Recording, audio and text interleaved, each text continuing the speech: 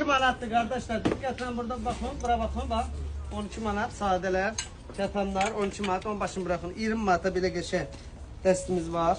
Görürsünüz, şalvarı, koftası. Ayaqqabı ilə istəsiniz 13 manat odur. Cəmi cümlətanı 33 manata başdan ayağa. Bir də bizim bu Rusovka modelimizin əyindəkinə də baxın, xahiş edirəm. Bax, başdan ayağa görürsünüz. O da hər neçəyəsə. Belə qəşəng maral dəstəmiz gəlir. Sonra koftalarımız 9 manat. Ondan sonra gedirik. Ayaqqabılar zıtlar şey var. Buralar da 9 manat. Ondan sonra bu aklas makasinlər. Bunlar 13 manat.